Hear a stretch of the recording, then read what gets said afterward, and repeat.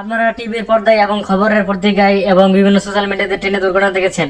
তো আজকে আপনাদেরকে দেখাবো ট্রেন কিভাবে দুর্ঘটনা ঘটে। তো এখানে রেল লাইনের জোড়ার অংশের মাঝখানে 7 থেকে 8 ইঞ্চির মতো ভেঙে গেছে। এর জন্য ট্রেনের দুর্ঘটনা ঘটার রিস্ক রয়েছে।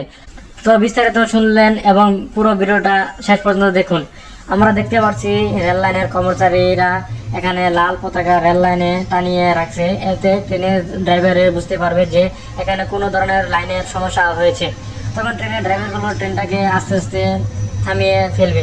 তো এই ঘটনাটি ঘটছিল সকাল 8টার দিকে। তো এটা হইলো বলাকা ট্রেন, জামালপুর থেকে ঢাকামুখী। সকালবেলা জামালপুর থেকে ঢাকা পর্যন্ত যায়।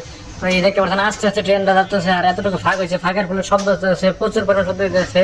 আর ট্রেনে দেখতে পাচ্ছেন নতুন ট্রেন, এটা তো ভিআইপি ট্রেন, তিস্তার মতন। তো এই ট্রেনে লোকাল না, এটা কম্পিউটার মতন লোকাল না। তো এখানে হাজারো মানুষের ভিড়।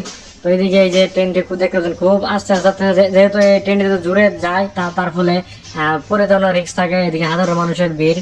তো এই জন্য আর কি মানুষ বলতেছে আস্তে যাইতে। আর ট্রেনে যে কর্মচারীগুলো ছিল রেল স্টেশন থেকে, তারাও খবর দিয়েছে যে এখানে দুর্ঘটনা ঘটতে পারে, তাই ট্রেনটি আস্তে আস্তে যাইতেছে। এখানে হাজারো মানুষের ভিড়। তো পুরো ভিডিওটা দেখুন।